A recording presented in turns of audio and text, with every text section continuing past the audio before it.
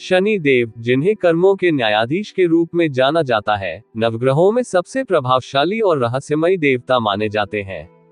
वे मनुष्यों को उनके अच्छे और बुरे कर्मों के अनुसार फल देते हैं।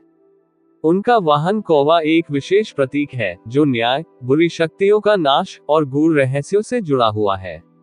ये कथा शनि देव और उनके प्रिय वाहन कौवे के बीच के पौराणिक संबंध को दर्शाती है। पौराणिक कथाओं के अनुसार शनि देव का जन्म सूर्य देव और छाया के पुत्र के रूप में हुआ था।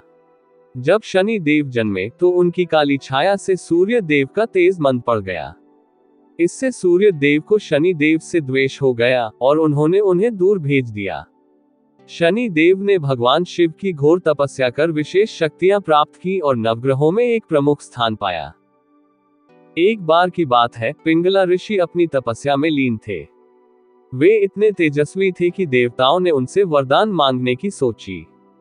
लेकिन जब वे ध्यान में थे तब एक कौवा उनके आश्रम के पास बैठकर लगातार कांव कांव करने लगा।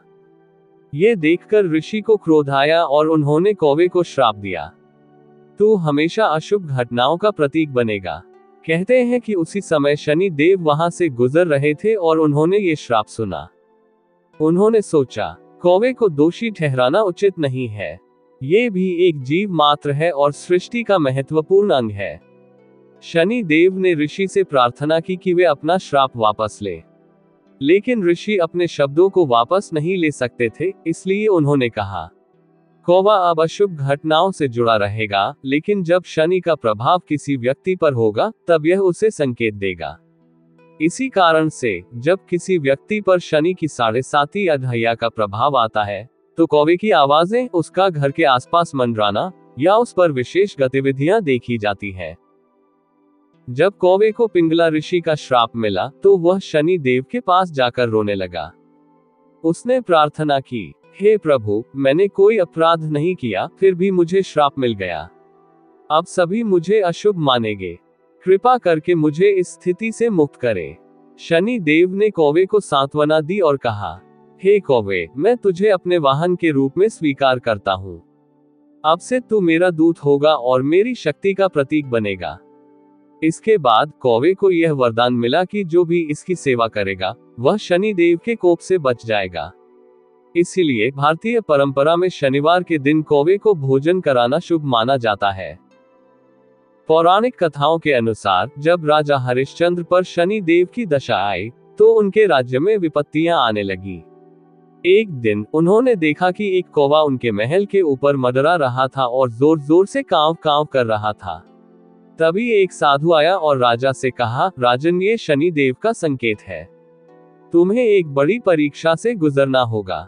इसके बाद राजा हरिश्चंद्र को अपना राज्य छोड़ना पड़ा और घोर कष्ट सहने पड़े।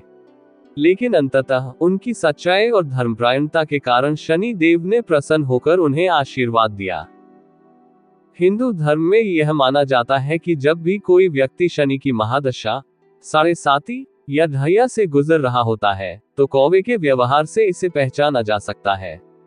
अगर कौवा किसी व्यक्ति के घर के आसपास अधिक मंडराने लगे तो ये संकेत हो सकता है कि उस व्यक्ति पर शनि का प्रभाव बढ़ रहा है। अगर कोई कौवा अचानक भोजन गिरा दे या कांव कांव करने लगे तो इसे अशुभ संकेत माना जाता है। आज भी भारत में शनिवार को कौवे को रोटी खिलाने, उड़द दान करने और शनि मंदिर में तेल चढ़ाने की परंपरा है। क्या आपने कभी कौवे को कोई संकेत देते हुए देखा है? ये कहानी हमें सिखाती है कि हर जीव का अपना महत्व होता है और कोई भी जीव अशुभ नहीं होता। क्या आप भी शनि देव और कौवे से जुड़े इस रहस्य पर विश्वास करते हैं?